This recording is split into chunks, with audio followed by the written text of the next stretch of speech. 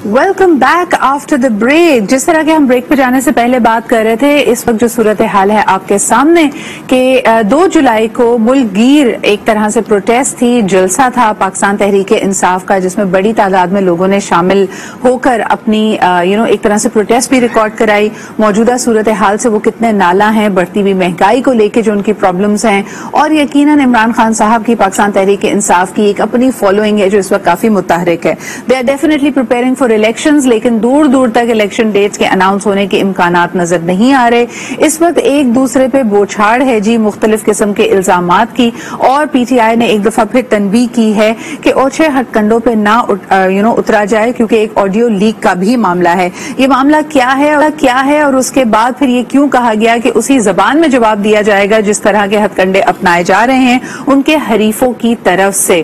फिर हमने ये भी देखा कि इतवार के रोज PMLN का भी एक बड़ा जलसा हुआ जिसमें मरियम बीबी ने एक दफा फिर वार्न किया इमरान खान साहब को, बल्कि साद रफीक साहब जो मौजूदा हुकूमत में फेडरल रेलवेज भी हैं, उन्होंने कहा कि जी बहुत साल पहले ये साजिश रची गई थी जिसके तहत इमरान खान साहब को पाकिस्तान का वजीर आजम बनाया गया, और ये भी एक बैरून मुल्क की यानी बैरूनी इम्पोर्टेड साजिश है। आइए जरा इस पे तासुरात लेते हैं। हमारे साथ मौजूद हैं मेंबर ऑफ तर्जुमान है जी पाकिस्तान तहरीक इंसाफ के हसन खाबर साहब। अस्सलाम वालेकुम हसन।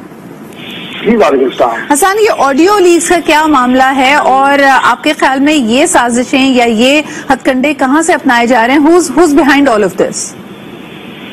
देखिए, पाकिस्तान की जो सियासी तारीख है और अगर हालिया तारीख देखें तो उसमें ये पहली दफा तो नहीं हुआ कि ये इस तरह के डॉक्टर ऑडियो क्लिप्स से निकाले जा रहे हैं जी। और सबको पता है कि ये कहाँ से निकलते हैं। और देखिए, बात ये है कि वो क्या रहा है, वो ये रहा है बेसिकली कि उनका ये ख्याल था कि इनको खान साहब के खिलाफ कुछ मिलेगा, बिकॉज खुद करप्ट, तो इनको लगता है कि कोई लीडर ऐसा हो ही नहीं सकता जो करप्ट ना हो। और इन्होंने हर कोशिश की, जब उनको कुछ नहीं मिला तो उसके बाद अब ये इस तरह के हथकंडों में उतर आए हैं कि उनकी फैमिली के बारे में, उनके फैमिली के जानने वाले लोगों के बारे में ऐसी चीजें निकालना चाहते हैं ताकि उनके ऊपर पिछड़ा चला जा सके। और अब एक सबसे बात करें कि डॉक्टर क्लिप्स और ये कुछ चीज नहीं रही। बात सिर्फ ये है कि हमारी कोशिश ये है कि हम सियासत में इसे नीचे ना गिरे, लेकिन ये हथकंडे को हर पार्टी इस्तेमाल कर सकती है, कौन नहीं कर सकता। तो मेरे ख्याल में हमको इस्तेमाल करना चाहिए, उन लोगों के चादर चार दीवारी घरों का तकद्दुस हो उसकी हिफाजत करनी चाहिए। इमरान खान साहब की जो एहलियां है, she is a non political figure, और नॉन पॉलिटिकल फिगर्स को बिना नहीं ख्याल के सियासत में सीखना चाहिए। बिल्कुल सही। हसन, मुझे बताइए इस वक्त क्या लाए अमल और ऑप्शंस पीटीआई के पास मौजूद हैं, क्योंकि हमने देखा कि बारहा सड़कों पर निकलने के बावजूद, प्रोटेस्ट को मुतहरिक रखने के बावजूद इस वक्त ऐसा नहीं लगता कि प्रेजेंट रेजीम को फर्क पड़ रहा है, या they will be probably announcing the elections any time soon. तो फिर आपके सामने क्या लाए अमल है? 8 रोज के बाद ईद है, फिर उसके बाद मुहर्रम का महीना शुरू हो जाएगा। आप लोगों के लिए प्रोटेस्ट एक रास्ता है, लेकिन डू यू फील कि बारिश और गर्मी के इस मौसम में आप लोगों को ऑन द स्ट्रीट्स रख सकते हैं? ऑप्शंस क्या हैं इस वक्त पाकिस्तान तहरीक इंसाफ के पास? देखिए, मैं आपको बताऊं कि हम लोग, हमारा गोल बड़ा है और हमारे ख्याल में इस वक्त पाकिस्तान का जो मुआशी और सियासी बहरान है उसका हल फॉर्मेट ऑफ इलेक्शन है, और उसके लिए हम हर जगह जाएंगे। इस वक्त आपने देखा कि 2 जुलाई का जलसा था, एक बात जाहिर हो गई कि अवाम की जो सपोर्ट है ओवरवेलमिंग भी हमारी पार्टी के साथ है, और जो गवर्नमेंट की परफॉर्मेंस है इट इज ऑल्सो नॉट है। हर बंदा जो है तो बिजली के बिल से तंग है, तो पेट्रोल से तंग है, तो जीरो से तंग है, और फिर इन्होंने जो नैब के अंदर 1100 अरब का डाका डाला है उससे इनकी नीयत जो है हमें तो पहले ही पता था, वो भी क्लियर हो गई है। अब बेसिकली इस वक्त जो हमारा फोकस है वो है कि ये जो पंजाब के जिले इलेक्शन है ये फेयर एंड फ्री हो।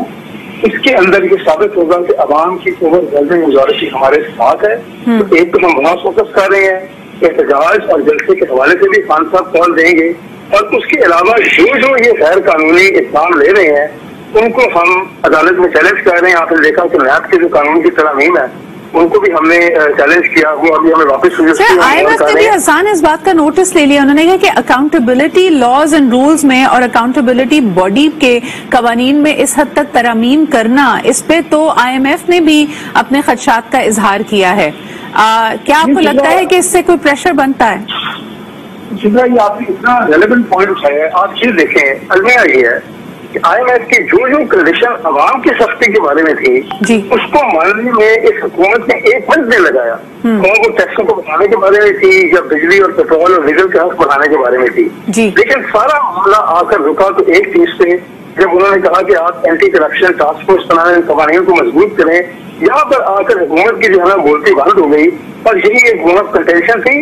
ये मतलब मैं हैरान हूँ इस मुल्क के ऊपर इतना ओपनली लोग जो है अकाउंटेबिलिटी से इनकार करना चाहते हैं और अपने आप को बचाने के लिए, अपने आप करना देने के लिए पूरे कौन कौन से खेल रहे हैं। बिल्कुल, इस वक्त जो टैक्सेस लगाए जा रहे हैं, जिस तरह माशी बहरान की बात हो रही है, सिर्फ एक आम आदमी की बात करें, मुझे ये बताएं हसन, थ्रू आउट हमने देखा कि PTI की हुकूमत ने बड़ा एक मोमेंटम बनाया था towards digital Pakistan and a cashless economy. इस वक्त हम देखते हैं एक नई चीज जो सामने आई है कि 23.5 रुपए आपको हर दफा जब हम ATM से अपना कैश निकालेंगे, ऑलरेडी बैंक में पैसे रखने पे टैक्सेस हैं, मुख्तलिफ ट्रांजैक्शन पे टैक्सेस हैं, क्रेडिट कार्ड पे टैक्सेस हैं, लेकिन अब अगर अपने ही पैसे ATM से निकालेंगे तो हर ट्रांजैक्शन पे 23.5 रुपए बैंक डिडक्ट करेगा। इस नई डेवलपमेंट के बारे में आप क्या कहेंगे?